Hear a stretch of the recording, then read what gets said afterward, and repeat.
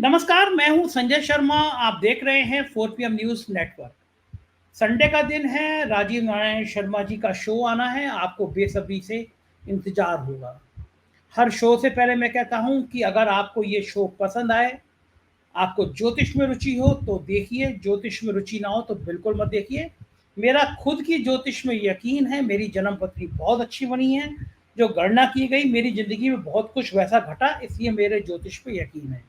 राजीव जी की कुछ भविष्यवाणी गलत निकली और कुछ बहुत सही निकली, जिस समय एग्जिट पोल पे सब 350-400 सीटें बीजेपी को दे रहे थे, तो राजीव जी ने कहा ये एग्जिट पोल फर्जी हैं, किसी भी पार्टी को पूर्ण बहुमत नहीं आएगा। राजीव जी पेशे से इंजीनियर हैं, इंजीनियरिंग करने के बाद उन्होंने ज्योतिष शास्त्र को पढ़ा, अध्ययन किया, वेदों का अध्ययन किया और फिर उसके बाद गणना करते हैं। चलते हैं राजीव जी के पास। उससे पहले खुशखबरी, लगातार 5वें महीने में 4 PM न्यूज़ नेटवर्क नंबर 1 पर आया है।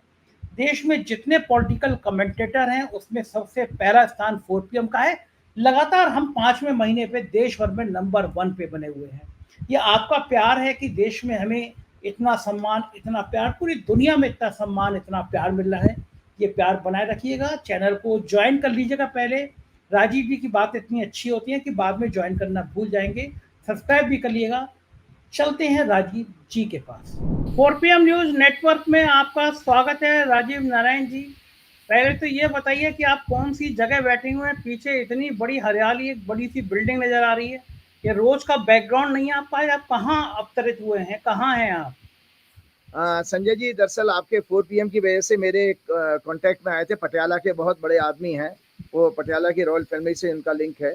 तो वो उनकी कॉटेज है यहाँ पर, चैल करके हिमाचल में टूरिस्ट स्पॉट है। उनकी 5 कॉटेज हैं। तो उन्होंने मुझे ऑफर किया था कि भाई आप आचार्य जी, बहुत सारा जो है आप अपने लोगों के लिए काम कर रहे हैं, तो मेरे को भी कुछ सेवा करने का मौका दीजिए। तो उन्होंने हमने को इन्वाइट किया। तो हम यहाँ पर 26 तारीख यहाँ पर आ गए थे चंडीगढ़। चंडीगढ़ से 27 को हम यहाँ पर आ गए थे। तो ये मैं जो आज दर्शकों, मैं चैल के इस रिजॉर्ट से रिकॉर्ड करा रहा हूँ। थोड़ा बहुत बियर कीजिएगा साउंड में अगर कोई व्यवधान हो, क्योंकि नेचुरल इसमें जैसे होती है ना, जब आप जंगल में बैठे हो तो झिंगुरों की आवाज आती है, तो इस तरह की प्रकृति की आवाज है। ये नेचर की नेचुरल साउंड है, उसको आनंद लीजिए इसके साथ में। राजीव जी, जब आप ये कॉटेज को खाली करके आए तो उन राजा जी से कह दीजिएगा कि अगली बार मेरा बुक कर दें। मैं कुछ दिनों के लिए मैं भी चहल में आकर रुक जाऊंगा। मुझे हाँ, बैकग्राउंड लग रही है। अच्छा, बहुत बड़ी अच्छा। मजे की बात यह है कि परसों अमेरिका से एक साहब का मेल आया है। उन्होंने मुझे और आपको अमेरिका आमंत्रित किया है कि एक शो करना चाहते हैं। तो मैंने उनको बड़ी मज़ेदार बात बताई। मैंने कहा उनको मार्च में मुझे को मिशिगन यूनिवर्सिटी से बुलावा आया कि आपको यहाँ लेक्चर देने आना है, स्टूडेंट्स को बुलाना है। मुझे तो शुरू में यकीन नहीं हुआ कि अमेरिका की यूनिवर्सिटी मुझे बुला रही है। तो उन्होंने, मैंने कहा मेल करिए, मुझे लगा कोई मजाक ना कर रहा हो। तो उन्होंने मेल किया मेरे को कि आप चूंकि इंडिया के बहुत बड़े इन्फ्लुएंसर हैं, सबसे ज़्यादा यूट्यूब आप पर लगातार नंबर 1 पे है इतने महीनों से, तो हम आपको बुलाना चाहते हैं। मैं गया कलकत्ता में वीज़ा लेने के लिए। कलकत्ता में उन्होंने जो वीज़ा के काउंसलर हैं, उन्होंने मेरा इंटरव्यू लिया और कहा congratulation, your visa is approve. मैं खुश हो गया। मैंने कपड़े वपड़े बनवाने शुरू कर दिए। अमेरिका की यूनिवर्सिटी ऑफ मिशिगन ने मेरा ट्वीट कर दिया कि संजय जी आ रहे हैं यहाँ पे, स्टूडेंट्स को बोलेंगे। अब वो होता ही है कि जब अगर आपने काउंसलर ने कह दिया वीज़ा अप्रूव, तो वीज़ा अप्रूव हो जाता है। आपको 4-5 दिन में पासपोर्ट वापस मिल जाता है। जब 10-15 दिन हो गए नहीं आया तो मेरे कान खड़े हुए। मुझे लगा कि कुछ यहाँ के कुछ बड़े बड़े लोगों ने मना तो नहीं कर दिया कि चुनाव से पहले मैं अमेरिका में गया खुराफात ना करूँ कुछ वहाँ जाके। तो मैंने उनको मेल किया, मेरा जवाब नहीं आया। फिर मैंने यूनिवर्सिटी को बताया। यूनिवर्सिटी ने 3-4 चिट्ठियाँ लिखी, 3-4 मेल किए, उनको फैक्स किया। लेकिन अच्छा। बार बार मेरे मेल पे लिख के आ जाता था कि आपका वीज़ा प्रोसेसिंग में है, अगर आपको पासपोर्ट जल्दी चाहिए तो पासपोर्ट वापस ले लीजिए। मैं हैरान। मैंने कहा कि मेरे को अप्रूव कह दिया, और अमेरिका में अगर एक बार वीज़ा की एप्लीकेशन में कह दिया congratulation your visa is approve, तो वीज़ा मिल जाता है। जी। पूरे मार्च के बाद में राजीव जी 4 महीने से ज़्यादा टाइम हो गया, मेरे को अभी तक वीज़ा नहीं मिला। हर बार लिख कर आ जाता है योर वीज़ा इज प्रोसेसिंग, अगर आपको पासपोर्ट जल्दी चाहिए। अब अमेरिका वाले मना कर नहीं पा रहे, और मुझे लगता है कि मैंने उनसे पूछा, कल मेल किया, कि क्या भारत सरकार के किसी अफसर ने मना किया कि आपको मुझे वीज़ा ना दिया जाए? क्योंकि जितने लोग वीज़ा अप्लाई करते हैं या तो ओके हो जाता है उसी समय, या मना हो जाता है। ये कौन सी मेरी प्रोसेसिंग हो रही है? मैंने उनको लिखा कोई मुकदमा मुझ पे नहीं, कोई आपराधिक केस मुझ पे नहीं। इंडिया के सबसे बड़े पॉलिटिकल कमेंटेटर में हमारा चैनल, समस्या क्या हो रही है। तो मैंने उनको, अमेरिका वाले मित्र को कहा कि आपका देश अब इतना ज़्यादा भारत के अफसरों से प्रभावित होने लगा है, भारत के नेताओं से प्रभावित होने लगा है, ना तो मेरा वीज़ा कैंसिल कर रहा है और ना मुझे वीज़ा दे रहा है। तो मैं कहा भाई साहब, अगर वीज़ा मिल गया तो ज़रूर अमेरिका आएँगे, लेकिन मैं ये कह रहा हूँ आपकी केवल आपके एक बड़े ऐसे राजा जी ने आपको अपने महल में बुला के नहीं रखा है, अमेरिका भी आपको बुला रहा है, ये आपकी ब्रांडिंग का नतीजा है। नहीं शुरू देखिए, हमने आपने बहुत अच्छी बात की, बल्कि मैं सारे दुनिया के लोगों के साथ साथ अमेरिकन में, जो अमेरिका में भारतीय बैठे हैं, उनसे प्रार्थना करता हूँ, कृपया करके मुझे और संजय जी को जरूर बुलवाइए, क्योंकि अगर हम भारत की बात करते हैं कि भारत विश्व गुरु बनेगा, तो विश्व गुरु बनने के लिए कोई ना कोई ज्ञान, आपका नॉलेज जो आपका परचम लहरा सकता है, उसी से सिद्ध होगा। और ज्योतिष के बारे में संजय जी मैं बताऊं कि ज्योतिष एकमात्र ऐसा हमारी नॉलेज है, ज्योतिष और आयुर्वेद दो नॉलेज हैं जिसमें प्रत्यक्ष प्रमाण आते हैं। मतलब आयुर्वेद में भी अगर रोगी ठीक होगा तो लोगों का विश्वास बढ़ेगा।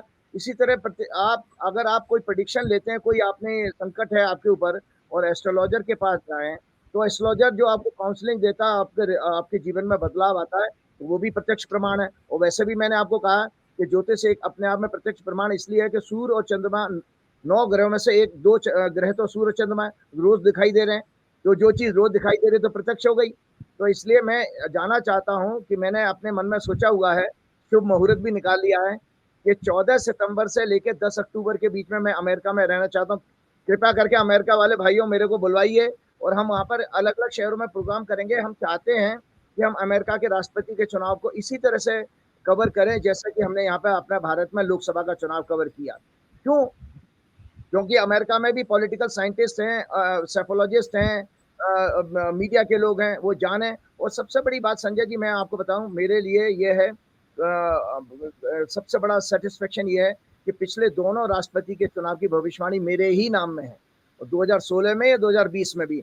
और उसका प्रमाण है आज की डेट में, आप जानते हैं यूट्यूब हो, फेसबुक पे अगर आपने कोई बात कह दी तो ऑन रिकॉर्ड है, वो डेट के साथ, टाइम के साथ आपको मिल जाएगी। तो मैंने इतना ही नहीं किया था, मैंने न्यूयॉर्क टाइम्स, वाशिंगटन पोस्ट को मेल भी भेजी थी, जो राइटअप बनाया था प्रेडिक्शन का, उसको प्रेस रिलीज बनाई थी। एक पत्रकार मेरा मित्र है, तो बकायदा जैसे प्रेस रिलीज होती है ना, उसने फॉर्मेट बना के दिया, वो मैंने प्रेस रिलीज उनको भेजी थी। सो हम जा सकते हैं। और मुझे लगता है कि राष्ट्रपति के चुनाव में आपसे ज्यादा जरूरत उनको प्रदीप गुप्ता की होगी, यहाँ के सी वोटर की होगी, जो इस तरह की फर्जी कहानियां बता सकें कि अब की बार 400 पार, 350 पार, 300 पार। तो इस तरह की फर्जी एग्जिट पोल करने वालों की जरूरत ज्यादा होगी अमेरिका में को भी, क्योंकि इस तरह की फर्जी कहानियां वहां भी बन जाए एग्जिट पोल के नाम पर, फर्जी कहानी वहां भी सुना दी जाए जैसी अपने यहाँ सुनाई गई थी। और सुनिए राजीव जी, आज मुंबई फिल्म इंडस्ट्री के एक बहुत बड़े एक्टर, नाम लेना ठीक नहीं, नाम नहीं लूंगा मैं, उनका मेरे पास, बहुत बड़े एक्टर, उनका मेरे पास फोन आया कि संजय जी गजब है राजीव जी, जब एग्जिट पोल आ गए हों उस दौर में ये कोई आदमी कह दे कि पार्लियामेंट हंग आएगी, किसी भी पार्टी को पूर्ण बहुमत नहीं मिलेगा, जब सारे एग्जिट पोल 350 400 दे रहे हों, और वो फिल्मी दुनिया का इतना बड़ा नाम, मैं भी शौक उनके नाम को, उनसे बात करके मुझे बड़ा अच्छा लगा। फिर उन्होंने मुझसे आपसे नंबर मांगा, आपकी बात हुई क्या उनसे? फिर कि मेरी बिल्कुल बात हुई है, मुझे भी बहुत अच्छा लगा, क्योंकि मैं बचपन से उनकी पिक्चरें देखता था और पिक्चरें देखकर मैंने खूब अपने यंग एज में देखी हैं। तो मैंने उनसे जब बात की, मुझे इतना आनंद आया। सबसे पहले उन्होंने बातचीत की, जानते शुरुआत कैसे की? बोले बोले कि भाई ऐसा मैंने शेर नहीं देखा। बोले जाना कुछ एक्टर लोगों को उर्दू वगैरह ज्यादा आती, मुझे उर्दू ज्यादा आती नहीं है। तो उन्होंने बताया कि भाई एक व्यक्ति इतना खुलेआम, इतने साहस के साथ बोल सकता है। बोले मैं तो आपका बहुत बड़ा फैन हो चुका हूँ। मैंने कहा सर मैं तो आपका फैन हूँ। तो ये एक और इसी किस्से से सुना रहा हूँ आपको बात। जब हम शिकोहाबाद में शनिदेव का जन्मदिन मनाने के लिए गए थे, तो बहुत सारे यादव नेता वहां पर मेरे पास आए। और वो यादव नेता है कि जब उन्होंने हमसे ये कहा कि जब एग्जिट पोल आए थे, अब बड़ा नाम है, बड़े बड़े मीडिया के उद्योगपति चला रहे हैं उसको। और प्रदीप गुप्ता तो आपको पता ही है, वो आरएसएस बैकग्राउंड का आदमी है। यशवंत देशमुख भी नानाजी देशमुख का जो है क्या नाम है, रिश्तेदार है, भतीजा है, जाना क्या पोता है। तो वो उन लोगों ने बताया कि अखिलेश को 11 सीटें दे रहे थे, कितनी, तो इन लोगों ने, इन यादवों, 2 सीटें दे रहे थे, 2 सीटें अखिलेश यादव। इन्होंने जब वहां पर जाकर जब ये कहा कि अखिलेश जी को कहा, तो अखिलेश जी ने कहा 15 आ जाएंगी, 15 आ जाएंगी, अखिलेश जी मान रहे थे। लेकिन जब मेरा प्रोग्राम, हमारा आपका प्रोग्राम देखने के बाद उनको थोड़ी सी राहत आई। बोले कि हम थोड़ा सो तो पाए, अब देखते हैं, देखते जाइए। लेकिन जब परिणाम आए हैं तो उसके बाद वो पूरे लोग ये मानते हैं। और सबसे बड़ी बात यह है कि देखिए जिन एग्जिट पोल वालों के पास अरबों करोड़ों सैकड़ों करोड़ रुपए मिल रहा है उनको, हमारे पास क्या, हमने तो गणना की है। हम तो किसी चीज का डेट, टाइम और प्लेस के 3 इनपुट लेते हैं कुंडली बनाने के लिए। और ये इससे बड़ा मतलब ज्योतिष के लिए सुखद जो है कोई भी अनुभूति नहीं हो सकती कि भविष्यवाणी चैलेंज के साथ और मॉडर्न सिस्टम के आगे हुई है। तो ये बहुत अरे मेरे लिए राजीव सेटिस्फैक्शन। जी, राजीव जी, मुंबई में फिल्म इंडस्ट्री में आपका इतना जलवा है। बहुत बड़ा डायरेक्टर है तिमांशु धूलिया जी, उन्होंने क्या क्या शानदार पिक्चर, आपको याद होगा गैंग्स ऑफ वासेपुर में जो डायलॉग था, तुमसे ना हो पाएगा, तो वो आदमी भी बहुत अच्छे हैं और डायरेक्टर भी बहुत अच्छे हैं। तो मुझसे वो पूछ रहे थे कि यार ये गणना करते कैसे हैं, और बड़ी चर्च मुझसे बोले इनकी फिल्म इंडस्ट्री में बहुत लोग इनको सुनते हैं। अभी मेरे यहाँ ऑफिस में अनुभव सिन्हा जी आए, क्या शानदार पिक्चर बनाई है उन्होंने, मुल्क, आर्टिकल 15, और बहुत अच्छे इंसान है, वो भी मेरे ऑफिस में आए, तो वो भी आपकी बात जिक्र कर रहे थे। तो मैंने कहा कि वाह, राजीव जी ने फिल्म इंडस्ट्री में भी अपना झंडा गाड़ रखा है पूरा, है ना। तो लेकिन बड़ा अच्छा लगता है। चलिए अब आज का प्रोग्राम शुरू करते हैं। बहुत तो मैं देर, आपके जब मैं आपके ऑफिस में आया था तो आपने स्वरा भास्कर से भी तो मेरी बात कराई थी। हाँ, सौरभ भास्कर जी से बात हुई थी, तो मतलब कह रहा हूँ फिल्म इंडस्ट्री में बहुत लोग आपको दीवाने हैं आपके। चलिए बिल्कुल। शुरुआत करते हैं राजीव जी आज के कार्यक्रम की। हम लोगों ने आज बड़ी अनौपचारिक बातचीत शुरुआत में कर ली। लोग कहते हैं कि राजीव जी को ये सब पता कैसे चलता है। प्रधानमंत्री जी शपथ ले रहे थे, आपने अगले ही प्रोग्राम में मुझसे कहा कि बड़े अशुभ काल में शपथ हुई है। राजा, जब आपने कहा कि जब राजा कोई अशुभ काम करता है तो प्रजा को उसका दंड भोगना पड़ता है, और आपने कहा कि इन्होंने बड़े गलत टाइम पे शपथ ली है, देश को इसका दंड होना पड़ेगा, कई अशुभ घटनाएं होंगी। 9 तारीख या 10 तारीख में शपथ हुई है, आज तक एक भी दिन, अभी महीना नहीं हुआ है, एक भी दिन ऐसा बीत नहीं रहा है जब अशुभ घटनाएं हो नहीं रही हों। जब शपथ ली जा रही थी उसी समय तीर्थयात्रियों की बस पर हमला हो गया, 9-10 तीर्थयात्री मारे गए, 2 दिन फिर आतंकी घटनाएं हुई, उसके बाद एक के बाद रेल हादसा हो गया, निरी घटनाएं, रोज ये घटना हो रही है। अब जबलपुर का एयरपोर्ट गिरा, एक हिस्सा हम्म, गया, दिल्ली एयरपोर्ट पे छत गिर गई, एक व्यक्ति की, ड्राइवर की बड़ी दर्दनाक मौत हो गई। आज लद्दाख में हमारे 5 सैनिक बड़ी बहादुरी के साथ सुबह 4 बजे नदी पार करने का टैंक अभ्यास कर रहे थे, पानी बढ़ गया, पांचों जवान बह गए। आज पता चला जबलपुर, दिल्ली के बाद आज गुजरात के राजकोट में भी एक एयरपोर्ट पर एक टर्मिनल की कैनोपी गिर गई। एक के बाद मतलब कोई दिन ऐसा नहीं बीतता, सुबह उठते हैं भगवान से कहते हैं भगवान आज का दिन बीत जाए, कोई अशुभ समाचार ना मिले, लेकिन रोज ये अशुभ घटनाएं हो रही हैं। क्या इसका वाकई में प्रधानमंत्री के शपथ ग्रहण से, उनके काल से, आपने कहा राजा जब शपथ लेता है तो सूर्योदय के समय लेता है, और किसी मित्र ने कहा कि शायद भगवान राम ने भी शपथ शाम को ले ली थी, इसलिए वनवास हुआ उनको, मेरे मित्र, मुझे पता नहीं उस शपथ का टाइम, नहीं नहीं, लेकिन किसी ने कोई शपथ ली नहीं थी। अच्छा, अच्छा, अच्छा। हाँ, राजा तो बन ही कहा था, शपथ कहाँ होगी उनकी, तो ये बात सही कह रहे हैं आप, किसी ने कहा था। दूसरा ये मुझे बताया गया, आपने मुझसे कहा कि राजा को सूर्योदय के, क्योंकि राजा का सूर्य से ताल्लुक होता है, मुझे जी। ज्योतिष आ गई थोड़ी आपको सुन के। तो राजा जो है वो रात को सूर्योदय के बाद, सूर्यास्त के बाद शपथ नहीं लेता है, तो प्रधानमंत्री ने गलत किया ये। क्या इन सब बातों का, इस अशुभ काल का देश में जो घटनाएं हो रही हैं, क्या वास्तव में इसी से ताल्लुक है? अब इनको तो 5 साल सरकार चलानी है, तो ये अगर अशुभ काल ऐसा चलता रहा तो हम सबका होगा क्या? हमें तो डर लगने लगा है। हाँ जी। अब मैं आपको बात बताता हूँ, दर्शकों को सबसे बड़ी बात बताता हूँ कि जो हम लगातार नरेंद्र मोदी एक ही तरह की गलती कर रहे हैं, क्योंकि अहंकार है ना उनके अंदर। वो गलती क्या करते हैं कि किसी समय को महत्व नहीं देते। और आपको पिछले प्रोग्राम में मैंने कहा था कि प्रधानमंत्री कार्यालय वो बनारस के पंडितों को पास टाइम भेज देता है और उनसे कहता था इसको अप्रूव कर दो। मतलब पीएमओ भेज रहा है मुहूर्त निकलवाने के लिए, बेचारे वो पंडित लोग क्या करें, डर के मारे कह देते हैं। लेकिन उन पंडितों को भी इस चीज का दोष लगेगा, इसीलिए वो पंडित जी ऊपर चले गए जो अयोध्या में प्राण प्रतिष्ठा की पूजा कराने वाले। क्योंकि वो, और आपको बताऊं, वो हमने जब आपके लखनऊ वाले प्रोग्राम में आया था तो उस समय ही आपने मुझे न्यूज डिस्क्लोज की थी कि पंडित जी की डेथ हो गई है। और वो पंडित जी की डेथ नेचुरल डेथ नहीं हुई है, वो घर में अपने गिर पड़े थे, एक्सीडेंटल डेथ हुई है उनकी। तो एक्सीडेंटल डेथ खराब मानिए तो वो घर में अपने गिर पड़े थे, गिरने के बाद उनको ब्रेन हेमरेज हुआ, जाने क्या हुआ, उससे वो मर गए वो पंडित जी। तो मैं आता हूँ उसके बाद, देखिए एक सबसे बड़ी बात है ज्योतिष के बारे में हम जानेंगे।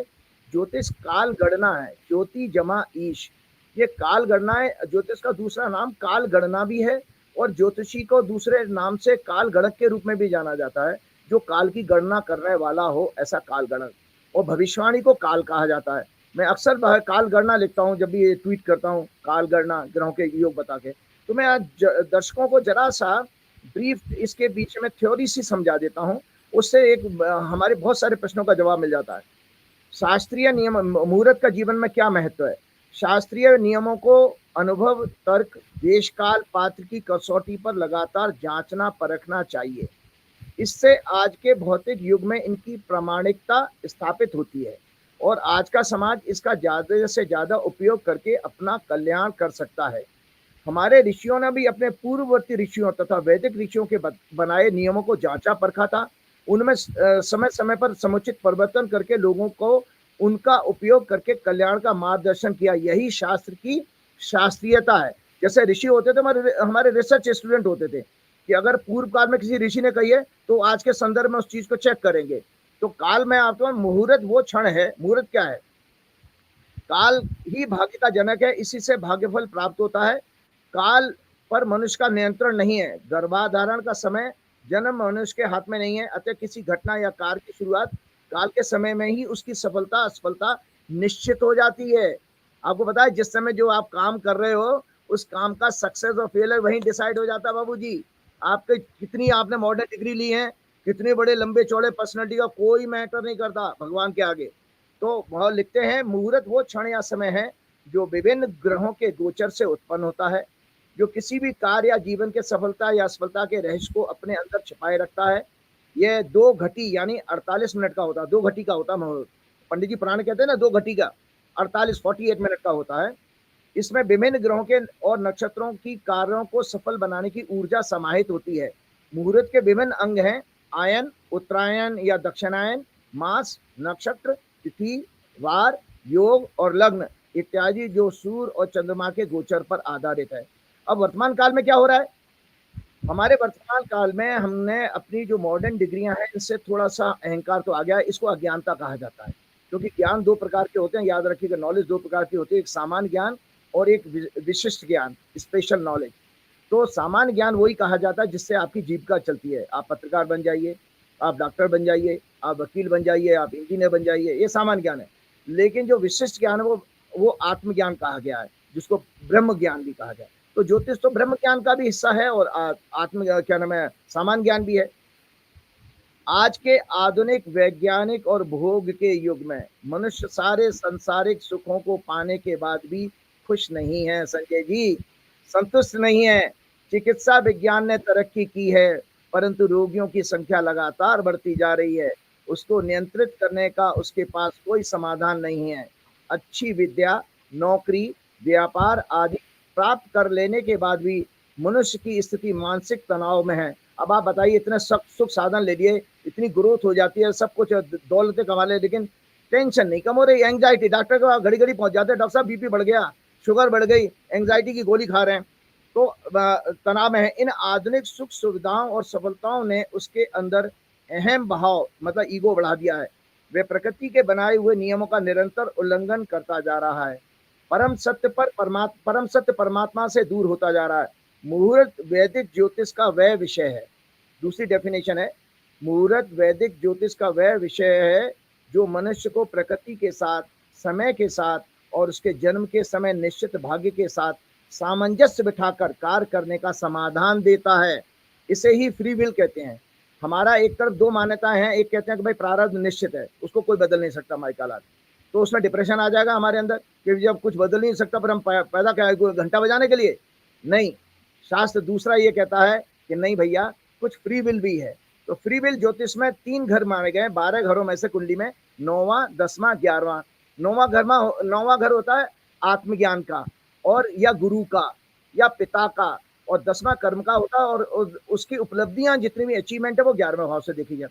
तो इसका सीक्वेंस पकड़िए कि आपकी शुरुआत कहाँ से हो रही है? गुरु से, ज्ञान से।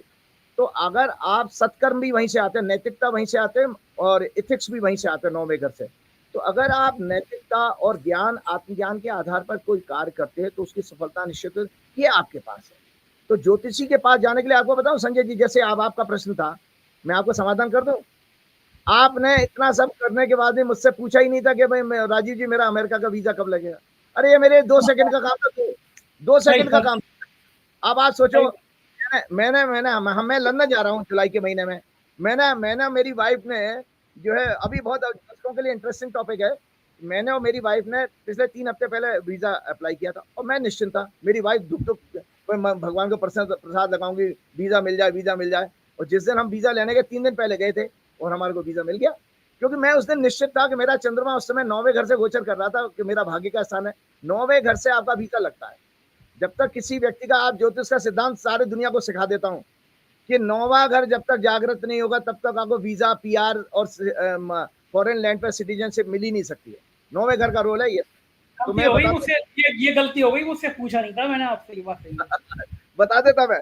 तो सामंजस्य बिठाकर कार्य करने का समाधान देता है। इसे ही फ्री विल कहते हैं। इनका उपयोग करके मनुष्य अपने सुखों में और वृद्धि कर सकता है तथा दुखों को कम कर सकता है। इसका पालन करने को ही दैवीय कृपा कहा जाता है। जो दैवीय कृपा कहते हैं, भगवान की कृपा, इसी को कहा गया है बेसिकली दैवीय कृपा। तो मैं मोदी जी की ने जो शपथ ली थी वो ये दर्शकों को दोबारा दिखा देता हूँ। ये कुंडली मोदी जी ने जो शपथ ली थी 9 जून को, संडे को 7:23 पे शपथ ली थी। वृश्चिक लगन माना था। मैं रिपीट करता हूँ क्योंकि विषय आ गया है। और इनके चौथे घर में शनि, 5वें घर में राहु, 6वें घर में मंगल, 7वें घर में बृहस्पति, बुध, सूर्य और शुक्र थे। और चंद्रमा इनके 9वें घर में था, केतु इनके 11वें घर में। लोग में से अक्सर संजय जी ये पूछते हैं, भाई मोदी जी के भी तो बड़े बड़े शास्त्री पंडित और आचार होंगे, इनसे बार बार गलती कैसे हो जाती है? तो मेरा एक ही जवाब होता है, रटा रटाया। एक ही जवाब होता है। वो रटा रटाया जवाब ये है कि बड़े आदमी के संपर्क में जो ज्ञानी होता है, या तो वो दबाव में या उस पैसा प्रलोभन जो उसको सुख सुविधाएं मिल रही है बड़े आदमी से, उसके दबाव में वो सत्य को बता नहीं पाता है। और ऐसा ज्ञानी अच्छा नहीं है। वो अपना भी नुकसान कर रहा है, अपने शास्त्र का भी नुकसान कर रहा है, उस आदमी का भी नुकसान कर रहा है जिसके लिए वो कार्य कर रहा है। सच्चा ज्ञानी, याद रखिएगा, पहचान कैसे होगी सच्चे ज्ञानी की, सच्चे संत की?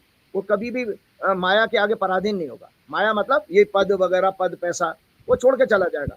मेरा जैसा व्यक्ति हो, मोदी जी का मैं कहता हूँ रखो अपनी धर्म संक्रांत, मैं तो जा रहा हूँ उठा करके, मैं तो झूला लेके चला जाता। भाई मेरी बात नहीं मानोगे तो काय को मेरे को कंसल्ट करते हो आप? मैं तो मना कर सकता हूँ। मोदी जी भी कहते हैं मैं झोला उठा के चला जाऊंगा, मेरा क्या, मैं तो फकीर हूँ, मैं झोला उठा के चला जाऊंगा। वो मोदी जी जाएंगे नहीं जाए, मोदी जी तो भोगी आदमी है। मोदी जी कोई योगी भोगी कुछ नहीं। तो इस कुंडली में जो नुकसान वाला बात आई है, जो मैं बता रहा हूँ लगातार क्यों हो रहे हैं, इस कुंडली में लग्न के ऊपर 6वें, 12वें और 8वें ग्रहों का प्रभाव है। लगन होता है हमारा शरीर। और याद रखिए, मैंने पिछले प्रोग्राम में भी कहा, हर प्रोग्राम में ये कहूंगा, जब भी किसी व्यक्ति के लगन पर 6, 8, 12 का 6, 8, 12 कुंडली के जो संकट कहे गए हैं ज्योतिष में हमारे जीवन के, 6वें घर से नाना प्रकार के संकट, रोग, ऋण, शत्रु, 8वें घर से छद्म युद्ध या छल कपट या जेल जाना, और 12वें घर से अपमान, टैक्स वगैरह के छापे, ईडी फीडी सीबीआई के छापे, सारे 12 घर से आते हैं।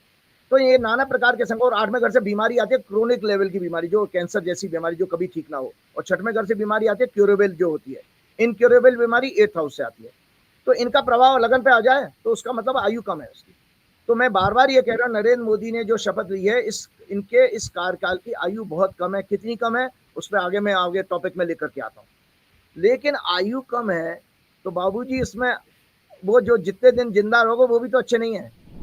6, 8, 12 का कनेक्शन समझ लीजिए संजय जी ऐसा ही है कि जैसा एक व्यक्ति सामने से हुष्ट पुष्ट दिखाई दे रहा है, हेल्दी दिखाई दे रहा है बिल्कुल, और अंदर उसको बीमारियां लगी पड़ी हैं।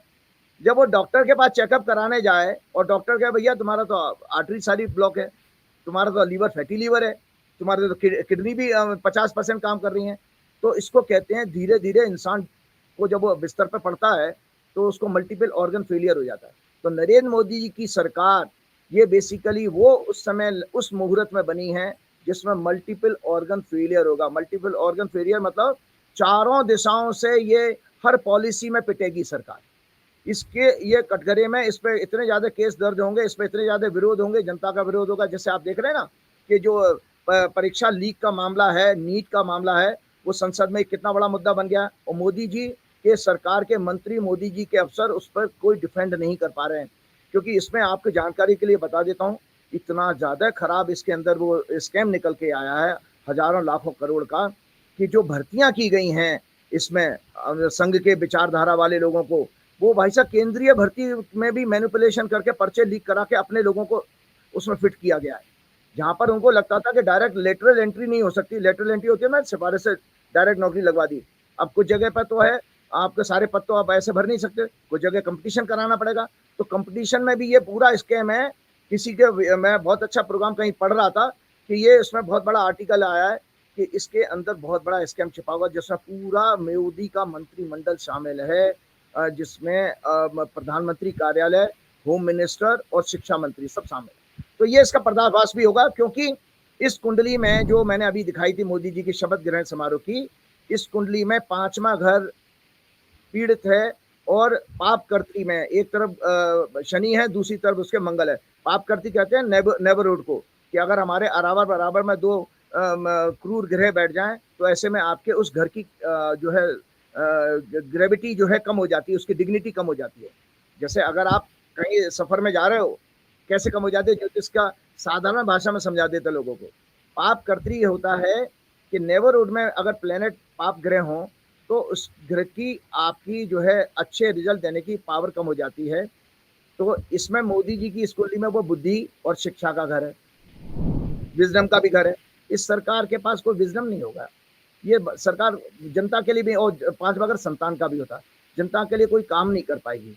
तो इस मैं आपको बता रहा हूँ, और इसी तरह से मैंने ये भी आपको दिखाया था कि ये देख लीजिए कि ये मैंने संकटा चक्र बनाया था जब नरेंद्र मोदी ने 7:23 पे की, तो मैंने बकायदा दिखाया था कि कैसे ग्रहों से ये पीड़ित हो रहे हैं। तो इसका मैं आप बता देता हूँ कि जो घटनाएं घट रही हैं, हमारे शास्त्रों में 3 प्रकार के दुख कहे गए हैं, आदि दैविक, आदि भौतिक और आदि आध्यात्मिक। ताप कहे गए, ताप मतलब सफरिंग।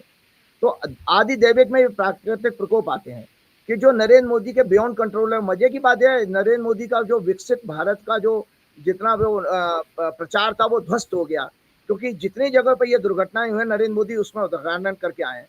एक वो बम्बई का अटल सेतु, वो सड़क पूरी क्रैक हो गई, किसी ने फोटो भेजी थी। अटल सेतु पे भी हो गई, नाना पटोले जी ने उसको बाकायदा वहां जाकर के निरीक्षण किया था उसका, बम्बई के एक अटल सेतु का। उसके बाद आज राजकोट की अब कल जो है राजकोट की जो है एयरपोर्ट की छत उड़ गई। दिल्ली में इतनी बड़ी घटना घट गई जो कि आपका इंटरनेशनल लेवल पे बहुत अच्छी रैंकिंग है, और वो भी टर्मिनल 1 जहाँ पर वो छत गिरी उसकी वजह से वो आप दुर्घटना हुई। और वो आपने सैनिकों का भी आपने बता दिया। तो लगातार ये मान के चलिए कि मोदी जी ने जो अशुभ काल में शपथ ली है, इसका दंड लगातार जनता भुगतेगी। और मैंने आपके प्रोग्राम में हमेशा श्रीमद् भागवत दिखाई है। श्रीमद् भागवत में ये कहा गया है कि अगर राजा अहंकारी हो, दुराचारी हो, असत्य का पालन करने वाला हो, हिंसा भेदभाव करने वाला हो, तो ऐसे राजा के कार्यकाल में प्रजा को नाना प्रकार के कष्ट आते हैं। तो आ रहे हैं, आपको जानकारी के लिए बता दूं, मैंने कल अखबार में पढ़ा था कि जो दिल्ली में एक दिन में बारिश हुई है, 88 साल का रिकॉर्ड टूटा, 88 ईयर का। तो प्राकृतिक प्रकोप हो गया, नहीं हो गया? तो ये प्राकृतिक प्रकोप नरेंद्र मोदी जी की सरकार में बहुत आएंगे। और साथ में एक घटना और बता देता हूँ, 30 जून को आज के दिन शनि वक्री हो गया। और शनि हमारे जो वैदिक ज्योतिष में प्रजातंत्र का कारक है। शनि भारत की कुंडली में 10वें भाव में है, 10म घर में बैठा हुआ है, और वो अब उसकी एक दृष्टि पीछे वाले हाउस से भी काम कर रही है, 9वें घर से भी। तो प्रजा पीछा घर होता है, 9वां घर होता है जुडिशरी का। इस सरकार के मेजोरिटी डिसीजन जुडिशरी की स्क्रूटनी में जाने वाले हैं। क्या वो नीट का पेपर वाला हो, क्या ये अभी एक और जी एक गलत काम करने जा रहे हैं। मुझे जहाँ तक जानकारी है 1 जुलाई से इन्होंने भारतीय न्याय संहिता का जो है उसको लागू करने जा रहे हैं। उसको उस विषय को भी मैं आपके प्रोग्राम में जल्दी से शेयर कर जाऊंगा, मैंने कुंडली बना के की है। तो इसमें लगातार इनको जुडिशरी से प्रॉब्लम आने वाली है। साथ में इनके साथ एक और चीज होती जा रही है कि सदन नहीं चला पा रहे हैं, सदन की मुश्किल आ रही है। तो मैं एक चीज और दिखा देता हूं कि सबसे बड़ी बात है कि जो विश्व हिंदू परिषद ने एक लड़ाई लड़ी थी, वो आरएसएस ने एक प्रोजेक्ट खड़ा किया था, पुरी के शंकराचार्य जी को ये कह के आए थे कि हमारा तो राम मंदिर कोई आध्यात्मिक मुद्दा नहीं है, हमें तो सत्ता चाहिए दिल्ली की। ये मैंने पिछले प्रोग्राम में आपके खुलासा किया था, संघ के बड़े बड़े लोगों ने बताया। तो संजय जी जो जब आंदोलन 89 से इन्होंने शुरू किया था ना, तो आप सोचिए कि कोई भी प्रोजेक्ट आप करें अगर उसका अंत बुरा हो तो आप सोचो पूरा प्रोजेक्ट में जीरो हो गए। क्यों जीरो हो गए? कि नरेंद्र मोदी ने अहंकार के कारण गलत मुहूर्त में उसका शिलान्यास किया था। और मैं अकेला आचार्य था, तब भी बनारस से लेके सारे पंडित कुछ नहीं बोल पा रहे थे। मैंने बाकायदा आज तक पर मैंने प्रोग्राम किया था। मेरा वहां पर भी एक बहुत सीनियर वरिष्ठ पत्रकार है, उन्होंने मेरा रिकॉर्ड किया था। तो ये मैं कुंडली दिखाता हूँ। ये जो है देखे राम मंदिर की कुंडली। राम मंदिर की जब प्राण प्रतिष्ठा की थी तो दर्शकों ये उन्होंने मोदी जी ने की है 5 अगस्त 2020 को लगभग 12 बजे से 1 बजे के बीच में की थी अयोध्या में। ये तुला लगन बना था और इसमें तीसरे घर में बृहस्पति केतु के साथ थे, चौथे घर में शनि, पांचवें घर में चंद्रमा, छठवें घर में मंगल, 10वें घर में सूर्य और बुध थे और शुक्र जो है 9वें घर में राहु के साथ थे। तो मैंने बकायदा इसमें दोष बताए थे। ये इसलिए बता रहा हूं क्या राम मंदिर की छत टपक रही है, जो राम पथ आपने बनवाया उसमें बड़े बड़े गड्ढे हो गए हैं। और मैं कल अखबार में पढ़ रहा था कितने एग्जीक्यूटिव इंजीनियर और इंजीनियर पीडब्ल्यू सीपीडब्ल्यू के सस्पेंड कर दिए गए। भैया इस समय क्यों हुआ? आपके अच्छा, मजे की बात यह है कि अयोध्या में जो मैंने जिक्र किया, बड़े बड़े ठेके गुजरात की कंपनियों को दिए गए। अब सामने आ गया, जो सड़क धसी है वहां पे सिवर लाइन का ठेका गुजरात की कंपनियों को, लेकिन उसको ब्लैक लिस्टेड नहीं किया गया। हिम्मत नहीं है यूपी के अफसरों में कि गुजरात की कंपनी को ब्लैक लिस्टेड कर दे, उसको सिर्फ नोटिस दे दिया गया। रेलवे स्टेशन का उद्घाटन अयोध्या के मोदी जी करके उसकी बाउंड्री वॉल गिर गई। ये अयोध्या का हाल है कि मंदिर की गर्भगृह की छत लीक कर रही है। मुख्य पुजारी कह रहे हैं यहाँ मूर्ति रखी है, वहां से पानी निकल नहीं पा रहा। इन्होंने तो मंदिर को भी नहीं छोड़ा। जमीन जब मंदिर की बनाने जा रहे थे तो जमीन खरीद में घोटाला किया। चंपत राय पे गंभीर आरोप लगे, राम मंदिर ट्रस्ट पे लगे, लेकिन भगवान राम ने दिखा दिया। जो ट्रस्ट के संयोजक है, अध्यक्ष है नृपेंद्र मिश्रा, मुलायम सिंह के सचिव थे जब कार सेवकों पे गोली चली। वहां के कार सेवक कहते हैं गोली चलाने का आदेश तो नृपेंद्र मिश्रा ने दिया था। वो राम जन्मभूमि ट्रस्ट के अध्यक्ष हैं और नतीजा भगवान राम ने दिखाया कि बेटा साकेत लड़ा था, उनका बेटा हार गया। और अयोध्या का ये हाल, बीजेपी हारी लेकिन पोल पट्टी खुल गई विकास कार्यों की। क्या भगवान राम ने दिखा दिया कि बेटा राम के नाम पे धंधा करोगे यही होगा? पहले मैं ज्योतिष की बात बताता हूँ कि देखो कितना नरेंद्र मोदी ने उस समय भी देखो शास्त्र का कितना उल्लंघन हुआ। दर्शक दुनिया के जाने और ये सारे आचार्य जितने बनारस से लेकर के इलाहाबाद और मथुरा वृंदावन में बैठे हैं, आप सब लोगों को ऊपर भी मुंह पे तमाचा लगा है जो आपने मोदी की अंधी भक्ति करी है। भगवान आपको भी दंड देगा इसी तरह जैसे वो पंडित जी उठा लिए भगवान ने पूजा कराने वाले। तो मैं आपको बता रहा शिलान्यास दक्षिणायन सूर्य में हुआ था, जबकि हमेशा शिलान्यास नींव भरने जैसा काम हमारे शास्त्रों में कहा गया उत्तरायण सूर्य में होना चाहिए। उत्तरायण सूर्य होता है जब मकर संक्रांति से शुरू कर कर्क संक्रांति तक जब सूर्य का गोचर होता है 6 महीने, उसको उत्तरायण कहा जाता है। अगस्त में तो वो जुलाई वाला महीना निकल गया, तो ये दक्षिणायन सूर्य में हुआ। चर लगन में हुआ था मूवेबल साइन में, जबकि नींव और छत लेंटर आदि जो है चर लगन में नहीं डाले जाते हैं। सनातन वैदिक धर्म के कारक बृहस्पति राहु केतु से पीड़ित थे उस समय, गुरु चंडाल योग बन रहा था। दूसरा शुभ ग्रह और भारत की कुंडली का लग्न शुक्र भी उस दिन पीड़ित था राहु से। लग्न शनि मंगल से पीड़ित था, किसी दुर्घटना या अशुभ समाचार का संकेत दे रहा था। आत्मा का कारक सूर्य शनि से पीड़ित था। ये मैं दर्शकों आज आपके सामने डिटेल में लेकर के आ रहा हूं। जो प्राण प्रतिष्ठा की गई थी मंदिर की, कितनी खोटी और कितनी अशुभ काल में की थी। परिणाम मोदी ने भोगा है, वो इसीलिए भोगा है, इसके लिए मुझे ये डिटेल में बताना पड़ रहा। आत्मा का कारक सूर्य शनि से पीड़ित, राजा या गवर्नमेंट मशीनरी के अहंकार और राजनीतिक महत्वाकांक्षा का संकेत दे रहा है। मन और भक्ति का कारक चंद्रमा पाप करती मंगल शनि के बीच में था। सूर्य और चंद्र षडाष्टक योग बना रहे थे उस दिन 5 अगस्त 2020 को। चंद्रमा राहु के नक्षत्र में था, यानी इस मंदिर में भक्ति भाव कभी नहीं आएगा। मैं आपको बता देता दर्शकों, राम मंदिर में आपको भक्ति कभी नहीं मिल पाएगी, क्योंकि उसमें उसकी बिगनिंग ही गलत समय पर हुई है। तो मैंने लिखा है कि चंद्रमा राहु के नक्षत्र में था, यानी इस मंदिर में भक्ति भाव कभी नहीं प्राप्त होगा और भक्त प्रसन्नता और आनंद कभी महसूस नहीं कर पाएंगे। आप धक्का खाकर दर्शन कर आए, मूर्ति झांक के दिखाए, कोई मुजरा हो रहा है वहां पर क्या जो आप झांक के आ गए? दरअसल मंदिर का मतलब होता है वो आध्यात्मिक शक्ति आपको महसूस होनी चाहिए।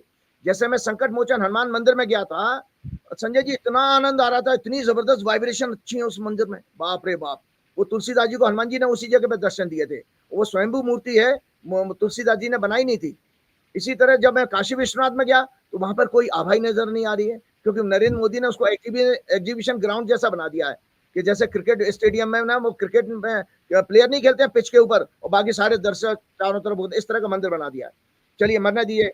आज परिणाम सामने, दर्शक आज इस चीज को रिकॉल करें कि मैंने आज तक का वो वीडियो कभी मैं शेयर करूंगा कि मैंने जब उस समय भी चेतावनी दी थी, क्योंकि कोई भी आचार संजय जी टीवी चैनल पर आकर शिलान्यास के मुहूर्त पर बात करने के लिए तैयार नहीं हो रहा था। सबके सब ढपली बजा रहे थे, केवल हनुमान जी ने मुझे खड़ा किया आगे उस समय। तो मैं आज वो परिणाम बताता हूँ। आज परिणाम सामने है, भाजपा, विश्व हिंदू परिषद, संघ सभी के लिए अपमान की स्थिति बन गई है। सिर्फ कुछ महीनों में मंदिर की छत लीक करने लगी, राम पथ मार्ग पर बड़े बड़े गड्ढे हो गए, अयोध्या स्टेशन की दीवार गिर गई जिसका उद्घाटन मोदी ने किया था, मंदिर में हनुमान जी की मूर्ति टूट गई। एक हनुमान जी की मूर्ति का हाथ नहीं टूटा हुआ था, आपने भी बताया था मुझे। इसके अतिरिक्त नृपेंद्र मिश्रा के बेटे समेत अयोध्या और आसपास की कई सीटों पर भाजपा हार गई। वाराणसी में मोदी की बहुत अपमानजनक जीत हुई है और 18 जून को उन पर चप्पल फेंकी गई। वो भी घटना उन्हीं के उसमें हुई है। 1996 के बाद भाजपा, विशुद्ध भाजपा का सबसे खराब चुनावी प्रदर्शन, जहां भगोड़ों को हटा दीजिए 134 सीटों पर भाजपा आई है 240 में से। मोदी सत्ता, आर्थिक घोटाले, शेयर बाजार घोटाले और छात्रों के साथ अन्याय, परीक्षा घोटाले में पूरी तरह फंसी हुई है मोदी सरकार इस समय। मतलब आर्थिक घोटाले, शेयर बाजार घोटाले, इलेक्ट्रोल बॉन्ड घोटाले, छात्रों के साथ अन्याय, महिलाओं के साथ अन्याय, दलितों के साथ अन्याय, इनका डेली पर्दाफाश हो रहा है। ये सब श्री हनुमान जी, प्रभु श्री राम और काशी के भोलेनाथ का इनको दंड है, जिसके कारण इनका अहंकार ध्वस्त हुआ है और 80 में से 43 सीटें उत्तर प्रदेश में हारे हैं ये। अगर मायावती गड़बड़ ना करती, भाजपा सिर्फ 17 सीटों पर सिमट जाती संजय जी उस समय, 17 अच्छा सीटों पर। ये बताइए राजीव जी, लोग कहते हैं कि भगवान राम की जो मूर्ति भी बनाई है, अपने यहाँ कोई भी मूर्ति काले रंग में होती है क्या? इस रंग का भी कोई मतलब है क्या? देखिए, साउथ के लोग मूर्तियां होती है साउथ में, तो साउथ को अट्रैक्ट करने के लिए भगवान राम की मूर्ति बनवाई गई। इसमें भी कुछ होता है क्या? मुझे आइडिया नहीं है इसका, इसलिए मैं आपसे पूछ रहा हूँ। बिल्कुल, देखिए ऐसा होता है कि देखिए मूर्ति दरअसल क्या है, मूर्ति का एक शाब्दिक अर्थ बता दे रहा हूँ दर्शकों के लिए। मूर्ति का अर्थ शाब्दिक अर्थ है जो मूक रह के आपको दर्शन करा दे। मतलब मूर्ति तो बोल नहीं रही, मूक रह के आपको उस परमात्मा का दर्शन करा दे। तो हमारे उत्तर भारतीय लोगों में सफेद मकराना वाले पत्थर की मूर्तियों के एक प्रचलन है, ज्यादातर मेजोरिटी में हमको ये दिखती है। तो हमको गोरी चिट्टी मूर्ति बहुत अच्छी लगती है ना। तो उसमें जो है अब काले पत्थर की मूर्ति नहीं आती। काले पत्थर की मूर्ति, चूंकि मकराना पत्थर जो है उत्तर भारत में, राजस्थान वाली साइड में होता है और महंगा भी पड़ता है। साउथ में ये काला वाला पत्थर साउथ में होता है, तो इसीलिए साउथ में जो चूंकि वो वहां पर ज्यादा होता है, सस्ता भी पड़ता होगा, तो ज्यादातर मंदिरों में वहां काले पत्थर की मूर्तियां बनती हैं। लेकिन यहाँ पर भी संजय जी, आप लोगों को, दर्शकों को, आपके दर्शकों को बताना चाहता हूँ, मुझे महन जी ने दिखाई थी कि तुलसीदास जी का भी जो घर था वहां पर भी एक राम जी की काले मूर्ति थी, छोटी सी, लेकिन वो काला पत्थर प्योर काला था। ये पता नहीं कहाँ से हरे रंग का इन्होंने एक सिंथेटिक पत्थर बनवा दिया है। ये राम जी की मूर्ति जो सिंथेटिक पत्थर होता है, जो नेचुरल ना हो, जो आर्टिफिशियल रूप से नहीं डेवलप करते हो आप, तो ये सिंथेटिक पत्थर दिखाई देता है, हल्के से ग्रे रंग पर, हरे रंग पर आ रहा है। आप इस मूर्ति को अगर ध्यान से देखिए तो उसमें काले के साथ हरा रंग सा दिखाई दे रहा है, प्योर काला नहीं है। आप अगर वहां पर जाइए वृंदावन में, बांके बिहारी के दर्शन कीजिए, वो भी काली मूर्ति है लेकिन प्योर काली है।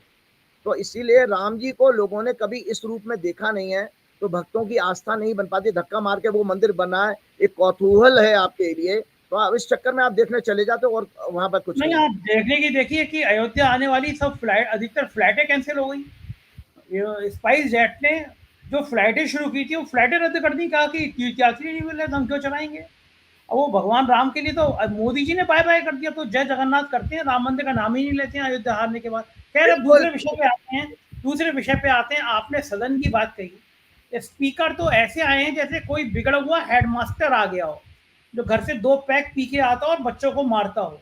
ये व्यवहार था। दीपेंद्र हुड्डा इतने सीनियर सांसद है वो आदमी, उसको इस तरह फटकार रहे ओम बिरला का तो खुद जीत के आना मुश्किल पड़ गया था, मुश्किल से 50,000 वोटों से जीत के आए हैं वो किसी तरह से। और बिहेवियर भाई, जैसे बाकी दीपेंद्र हुड्डा एमपी, ऐसी ओम बिरला एमपी। एक जगह वो स्पीकर बन गए, उन्हीं समूह में से एक व्यक्ति चुन गया स्पीकर को, लेकिन वो अपने समकक्ष किसी सांसद को इस व्यवहार से डांटे, और ये व्यवहार है उनका कि सदन चल नहीं पा रहा, लगातार व्यवधान है। तो क्या ये स्पीकर की जो शपथ ली है जिस काल में ओम बिरला ने, क्या वो शपथ ही कुछ गड़बड़ हो गई है, या फिर शपथ ठीक है, सुधर जाएंगे धीरे धीरे करके मास्टर जी? हाँ, देखिए, एक तो मैं आपको वो ट्वीट शेयर करूंगा, पिछले हमने पहले भी इसमें 15 दिसंबर को एक प्रोग्राम किया था, आपने मेरा, उस समय भी जब उसने बिदुड़ी ने गाली वाली दे दी थी, पर इन्होंने सांसद जब सस्पेंड किए तो उसमें हमने सदन के ऊपर कार्रवाई के ऊपर एक प्रोग्राम उस समय किया था, एक प्रोग्राम सितंबर में भी किया था। तो मैं आज दर्शकों को बता देता हूँ, ये कुंडली है हमारी जो नई संसद बनी थी। इसमें दो घटनाएं हैं, ये शेयर कर लीजिएगा। 28 मई 2023 को 12 बजे ठीक दोपहर में दिल्ली में नरेंद्र मोदी ने वो एक डंडा लेकर के आए थे, डंडे की पूजा कर रहे थे, सेंगोल की डंडा करके। और मतलब ये सोचिए, इतना हमारा जो कुछ, अब मेरे को भी एक चैनल ने फोन किया था कि आचार्य जी वो उस समय जो नई संसद का उद्घाटन हो रहा है उसमें प्राण प्रतिष्ठा के समय, सॉरी जो नई बिल्डिंग के इनॉग्रेशन के समय कुछ मंत्रोच्चार के होगा, तो उसके ऊपर कुछ आप टिप्पणी करने के लिए आप आ जाइए। मैंने साफ हाथ मैंने जोड़ दिए थे उस चैनल के। मैंने भैया मैं नहीं आ सकता, ये तो कोई मुहूर्त ही नहीं है, इस मुहूर्त में कैसे मैं उसमें, और डंडे की पूजा का कोई हमारे शास्त्रों में वर्णन ही नहीं है। तो डंडे की पूजा के लिए क्या मंत्रोच्चार होंगे भाई, क्या मंत्रोच्चार होंगे डंडे की पूजा के लिए? कोई शिव होते, कोई विष्णु होते, कोई राम होते, कोई हनुमान जी होते, उनके लिए तो कुछ मंत्रोच्चार हम वेदों के सनातन धर्म के कुछ बता पाते। डंडे के लिए तो कुछ नहीं था। डंडा तो पुलिस वाले का ही होता है जो मारने के काम आता है, वही हो रहा है आज सदन में। तो इसमें प्रैक्टिकली टेक्निकल प्रॉब्लम क्या आ रही है कि ये सिंह लगन में ये क्या नाम है संसद की उद्घाटन हुआ था 28 मई को, और इसमें सूर्य 10वें घर में था। और लगन पर उसी तरह से जैसे नरेंद्र मोदी ने जब ओथ ली है ना अभी शपथ की, तो मैंने बताया ना आपको दर्शक लगन पर 6-8-12 का प्रभाव है। इस कुंडली में भी 6-8-12 का प्रभाव होता है उस दिन। और इसमें हमें दर्शकों को मैं बता देता हूं, जब हम लोकसभा की कुंडली देखेंगे तो लगन से सत्ता पक्ष और 7वें घर से प्रतिपक्ष देखा जाएगा, मतलब जो विपक्ष है। इसमें भाई साहब 12वें घर में नीच का मंगल था, उसकी 8वीं दृष्टि विपक्ष पे आ रही है। इसका अर्थ सीधा सीधा मानिए, इस नई बिल्डिंग में जो भी बैठेगा वो विपक्ष को प्रताड़ित करेगा, विपक्ष के खिलाफ दंडात्मक मतलब वो कार्रवाई करेगा, पनिशमेंट वाली जो होगा ही। उस कुर्सी पे आग लगी हुई है, जैसे आपको कोई कुर्सी होती है ना, कांटे लगे होते हैं, तो कांटों का ताज है ये कुर्सी, और उस कुर्सी पे बैठ के कभी भी न्याय नहीं होगा। साथ में मैंने एक कुंडली और जो उसमें इसी में शेयर करी है कि 19 सितंबर 2023 को पहली बार प्रोसीडिंग शुरू हुई थी। 19 सितंबर 2023 को बना था, आपका उद्घाटन किया था ना 28 को, और जब मानसून सेशन के आखिरी दिन, दर्शक रिकॉल कर रहे हैं, ये 1:16 पर ओम बिरला ने हेलो का शब्द बोला है माइक पे खड़े होकर, तो हमने उसको माना कि वो अब प्रैक्टिकली जन्म हो गया उसका बिल्डिंग का। तो मैंने इसमें कहा नई पार्लियामेंट बिल्डिंग का उद्घाटन की अत्यंत अशुभ काल में हुआ। लग्न पर नाना प्रकार के संकटों 6-8-12 ग्रहों का प्रभाव है। 7वें भाव पर नीच के 9वें घर के लॉर्ड मंगल का अष्टम दृष्टि से प्रभाव। इस सदन में सदैव स्पीकर द्वारा विपक्ष के लिए दंडात्मक कार्रवाई और सौतेला व्यवहार होगा, हमेशा होगा सौतेला व्यवहार। शास्त्र विहीन पूजा सेंगोल आदि के द्वारा ढोंग किया गया, भगवान में गीता में इसे लाभकारी नहीं बताया है। दूसरा मैंने जो कुंडली बताई, ये धनु लगन की कुंडली बनती है जब इन्होंने सदन की पहली कार्रवाई जब शुरू हुई है। धनु लगन फायरी लगन है, आपको याद है हमने प्रोग्राम पहला किया था तो मैंने कहा था फायरी लगन है, आग लगा देगा। तो इस लगन में तीसरे घर में शनि और 5वें घर में राहु और बृहस्पति हैं, मतलब विजडम इस सदन का मर गया है। इस सदन में कभी भी विजडम और नैतिकता की बातें नहीं होंगी कभी। और चंद्रमा भी पीड़ित है, मतलब फीलिंग्स इमोशंस किसी की कोई शेयर नहीं होगी, ना जनता के लिए कभी हितकारी यहाँ पर पॉलिसी बनेगी। ये अभी जो भारतीय न्याय संहिता का कानून लेके आ रहे हैं इसी सदन में लेके आए हैं, कब लेके आ रहे थे? जब उन्होंने 80-90 सांसद सस्पेंड कर दिए थे, तब तो चोर दरवाजे से किया था। बुध इसमें 5वें घर में 9वें घर में है, मंगल और सूर्य इसमें 10वें घर में। 10वें घर में मंगल और सूर्य अगर हो तो ऐसा आदमी क्रूर से क्रूरतम होता है, क्योंकि 10वें घर में मंगल और सूर्य दोनों फायरी प्लेनेट हैं और दिग्बली होते हैं, इनको डायरेक्शनल स्ट्रेंथ मिल जाती है। और मंगल की चौथी दृष्टि लगन पर चली गई और इसमें शुक्र 8वें घर में। तो मैंने बताया था कि इसीलिए ये कुंडली फायरी लगन इंडिकेट करता है देयर में B heated and violent aggressive abusive debates, झगड़े में गाली गुफ्तार भी होंगी, जो हो गई थी। उसने वो बहुत गंदी गाली देती थी उसने। और क्या ना सस्पेंशन यानी पुलिसिया कार्रवाई होगी। स्पीकर का डिक्टेटर जैसा व्यवहार सदैव होगा। सदन का जनता में परसेप्शन अच्छा नहीं होगा। विपक्ष और जनता के साथ हमेशा इस सदन में अन्याय होगा और स्पीकर का ईगोइस्ट बिहेवियर रहेगा। सरकार द्वारा जन भावना के विपरीत विपक्ष की उपेक्षा करके उनके विरुद्ध कार्रवाई करके छल कपट के द्वारा गलत नीयत से नए कानून बनाए जाएंगे इस सदन में, जब तक ये सदन रहेगा। इस सदन में आगजनी, हिंसा, झगड़े और पुलिस एक्शन जैसे कार्रवाई हो सकती है, आतंकवादी घटनाएं हो सकती हैं। सदन के चैनल भी बायस होकर के गलत रिपोर्टिंग करेंगे, जो लोकसभा और राज्यसभा के चैनल नहीं है। दशांश कुंडली में 410 एक्सेस में राहु, मून, बकरी, नीच का शनि चौथे भाव में और केतु और शुक्र 10वें भाव में होंगे। ये इसकी जो कैरियर चार्ट बनता है। सदन की कार्रवाई महिलाओं, छात्रों, दलितों, गरीबों, अल्पसंख्यकों और विपक्ष के लिए अन्यायकारी होगी, उनकी आवाज दबाने वाला होगा। एक मोटी बात कह देता हूं, उसके बाद प्रोग्राम खत्म करना चाहूंगा। ये सदन भारतीय इतिहास में अनेक मनहूस घटनाओं का गवाह बनेगा। दोबारा रिपीट कर रहा हूं, ये सदन भारतीय इतिहास में अनेक मनहूस घटनाओं का गवाह बनेगा। इसे सदैव के लिए डिस्कार्ड कर देना चाहिए, खत्म कर देना चाहिए। चलते चलते एक कुंडली दिखाता हूं, वो उसके बाद छोटा सा 2 मिनट लूंगा। ये राहुल गांधी की कुंडली है, ये राहुल गांधी की कुंडली है। राहुल गांधी की कुंडली 19 जून 1970 का जन्म और तुला लगन की कुंडली। तीसरे घर में चंद्रमा, 5वें घर में राहु, 7वें घर में शनि, 8वें घर में बुध, 9वें घर में मंगल और सूर्य। इसीलिए पिता का इनकी बहुत ट्रेजिक देहांत हुआ था। सूर्य और मंगल 9वें घर में बैठे, 9वां घर पिता का होता है और नीच के शनि से दृष्टि मिल रही है, इसलिए पिता की दर्दनाक मृत्यु होगी, ये इनकी कुंडली में आ रहा है। और शुक्र इनके घर में 10वें घर में बैठा है, जो दिग्बली और उनको यशस्वी होने का दे रहा है। लग्नेश का किसी की कुंडली में भी अगर लग्नेश 10म भाव में हो तो ऐसा व्यक्ति बहुत नामी ग्रामी बनेगा अपने जीवन में, तो सुख इनके पास। अब 11वें भाव में केतु। अब आपके एक मैंने चैनल पर प्रोग्राम किया, कृपया करके उसकी छोटी छोटी क्लिपिंग दिखा दीजिएगा आज के प्रोग्राम में, इसके साथ जोड़ दीजिएगा, अपने टीम को बोलिएगा। 21 जुलाई का प्रोग्राम था, जब इनके अगले दिन सुप्रीम कोर्ट में मैटर जाने वाला था। याद करिए दर्शक, याद करें, राहुल गांधी को गोदी मीडिया ने राइट ऑफ कर दिया था उस समय, और पॉलिटिकल पंडित भी बात करना बंद कर दिया। अब सब लोग ये कयास लगा रहे थे कि राहुल गांधी तो अब 10 साल के लिए चुनाव नहीं लड़ पाएंगे, लेकिन अकेला व्यक्ति मैं था। डंके की चोट पे मेरे शब्द थे उस समय, उस रिकॉर्डिंग में सुन लेगी दुनिया सुनेगी। मैंने ये कहा था, दुनिया की कोई ताकत, इस बार ब्रह्मांड यूज नहीं किया था मैंने, दुनिया की कोई ताकत राहुल गांधी को जेल में नहीं रख पाएगी। साथ में मैंने ये भी कहा इसी प्रोग्राम में कि राहुल गांधी के शत्रु हंता होने की उसकी दशा आने वाले समय में शुरू हो रही है। ये 10 जगह से चुनाव लड़े तो 10 जगह से चुनाव जीतेंगे। और उसमें एक लाइन और मैंने जोड़ दी थी कि अगर राहुल गांधी मोदी के खिलाफ चुनाव लगे, मोदी अपना लट्टू पत्रा लेके भाग जाएगा। तो आज देखो राहुल गांधी ने उसी चीज को कह भी दिया कि राहुल गांधी ने कहा अगर प्रियंका बनारस से लड़ जाती है, मोदी जी कम से कम 3 लाख सीटों वोटों से हारते। आपको इसी तरह से बता दें तो प्रियंका भी इस चुनाव आने वाली हैं। राजीव जी, स्वागत है आपका। बहुत सारे दर्शकों के मेरे पास मैसेज आए कि राहुल गांधी की मानहानि के मामले में 21 तारीख को सुप्रीम कोर्ट में सुनवाई है। अगर सुप्रीम कोर्ट से राहत नहीं मिली तो 8 साल के लिए राहुल गांधी चुनाव नहीं लड़ सकेंगे, यानी संसद नहीं जा सकेंगे।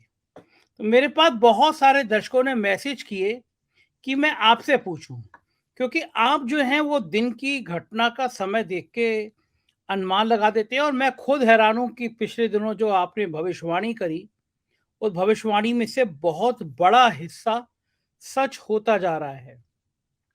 आपने कहा कि संसद का उद्घाटन जिस काल में हुआ वो काल बड़ा अशुभ था। आपने कहा कि राजा जो करता है उसका दंड प्रजा को भी भोगना होता है, और संसद के उद्घाटन की तत्काल बाद मैंने आपसे बात करी तो आपने कहा देश में बहुत बड़ी आपदाएं आ सकती हैं।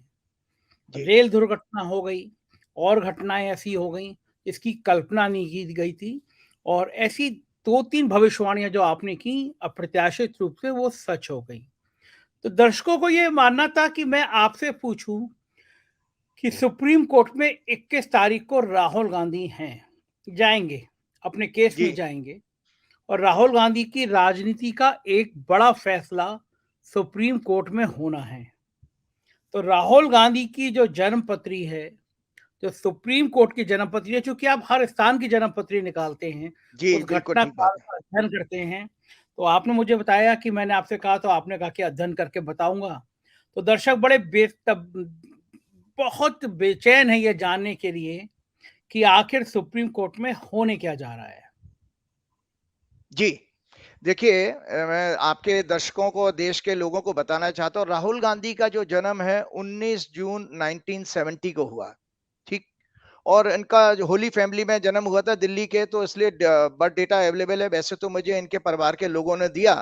अगर आप इस कैमरे पे दिखा पाए लोगों को, तो ये राहुल गांधी की हॉरोस्कोप है। इसमें साफ साफ बर्थ डिटेल दिखाई दे रही होगी। ये तुला लगन की हॉरोस्कोप है। और तुला लगन की हॉरोस्कोप में राहुल गांधी के जो लग्नेश हैं वो 10वें भाव में बैठे हैं। और 10वां घर जो है बेसिकली यश प्राप्ति का भी होता है और राजयोग बनता है। तो राहुल गांधी जन्म से एक राजयोग लेकर तो पैदा हुए हैं कि इसीलिए अच्छे परिवार में पैदा हुए थे। अब मैं आप राहुल गांधी की वर्तमान में राहु की महादशा चल रही है। तो राहु इनकी जन्म की कुंडली में 5वें घर में बैठे हैं। अब ये जो वर्तमान में राहुल गांधी की कुंडली में गोचर में ट्रांजिट जिसको कहते हैं अंग्रेजी में, वो राहु 7वें घर में जा रहे हैं, जहां पर इमेज है। 7वां घर हमारा पद प्राप्ति का और इमेज का है। तो पद जिसे, जैसे आप सांसद बने या टिकट आपको मिलती, किसी भी पोजीशन समाज में जो प्रतिष्ठा होती है, वो 7वां घर कुंडली का माना जाता है। उसमें राहु का प्लेसमेंट आना, तो आप ये देखिए इस घटना चक्र में जो राहुल गांधी को मानहानि का मुकदमा झेलना पड़ रहा है, ये उनके राहु के 7वें घर जो प्रतिष्ठा का घर है उसमें बैठने के कारण हो रहा है। अब मैं दर्शकों को एक चीज से आश्वस्त करना चाहता हूं कि अगला गोचर इस राहु का 30 अक्टूबर के बाद मीन राशि में होगा, जो राहुल गांधी का 6वां घर होगा। 6वां घर जो होता है संजय जी, देश के लोगों को मेरे से जानना चाहिए कि ये 6वां घर है, इलेक्शन फाइट का है। तो उनका महादशा का स्वामी राहु 6वें घर में जा रहा है। इसका मतलब है राहुल को कोई दुनिया की ताकत अगला इलेक्शन लड़ने से नहीं रोक सकती। मेरा जवाब इसमें आपके पास आ रहा है। दुनिया की कोई ताकत भी अगला चुनाव लड़ने से नहीं रोक सकती। तो अगर ये 2 साल की इनकी सजा बरकरार रहती है, तो वो 8 साल के लिए जाते हैं, जैसा मैं अखबारों में पढ़ रहा था। तो हमने एक गोचर से ये देखा कि चूंकि महादशा का स्वामी बदल रहा है 3 महीने बाद, जुलाई अभी चल रहा है, अगस्त, सितंबर, अक्टूबर, 30 अक्टूबर के बाद बदल जाएगा। चुनाव आपके अगले साल होंगे, अप्रैल मई में, जब कभी भी हो, 30 अक्टूबर के बाद होने हैं। तो इसका अर्थ यह है कि राहुल गांधी चुनाव लड़ने जा रहे हैं। और आपको बता देता हूं, वो 6वें घर का राहु हमारी ज्योतिष में, वैदिक ज्योतिष के अनुसार 3रे घर का, 6वें घर का, 10वें घर का और 11वें घर का राहु बहुत पावरफुल माना जाता है। इस अवस्था में राहुल गांधी अगर 10 सीटों से भी चुनाव लड़े, अगर संविधान अलाउ करे, तो 10 सीटों से चुनाव जीतेंगे। एक बहुत बड़ी बात कह रहा हूं। आप तो सोचिए कि चुनाव हारने की और चुनाव ना लड़ने की बात कर रहे हो, मैं इतनी बड़ी बात कह रहा हूं कि ये मेरी बात आप फिर एक चैलेंजिंग आप देख लीजिएगा कि 10 सीटों से अगर इनको अलाउ कर दिया जाए, 10 सीटों से चुनाव जीतेंगे। क्यों? क्योंकि 6वें घर का राहु जो है शत्रुहंता का काम करता है। मतलब इट किल्स द एनिमीज, शत्रुओं का नाश कर देता है। ये शत्रुहंता हिंदी का शब्द है। अब आता हूं मैं कल के जजमेंट की, जो 21 तारीख को सुप्रीम कोर्ट में जजमेंट आ रहा है। किसी भी जीवन में याद रखिए, किसी का भी विषय हो, अगर उसका गोचर का चंद्रमा जन्म के चंद्रमा से जिस दिन घटना घट रही है, अगर खराब घर में जाता है, पीड़ित होता है, तो इसका मतलब उसको मानसिक कष्ट उस दिन होने वाला है। लेकिन राहुल गांधी का जो जन्म का चंद्रमा है धनु राशि में है, और कल गोचर का चंद्रमा सिंह राशि में होगा। सिंह राशि में होगा तो धनु से सिंह राशि जो बनती है आपकी 9वां घर, तो ये तो भाग्य के स्थान में आ रहा है। तो राहुल गांधी के लिए कल प्रसन्नता का दिन होगा। एक और आपको बता देता हूं। दूसरा बात है, लग्नेश शुक्र, राहुल गांधी की तुला लगन की कुंडली का स्वामी शुक्र होता है। शुक्र जो है वर्तमान गोचर में सिंह राशि में जो है मंगल के साथ विराजमान है। ये मैंने कल ट्वीट भी कर दिया है। तो लग्नेश का लाभ के स्थान में जाना, तो लाभ का मतलब आप समझते हो, जब मेरे को कोई चीज अचीव हो रही है तो मैं लॉस में कहा हूं।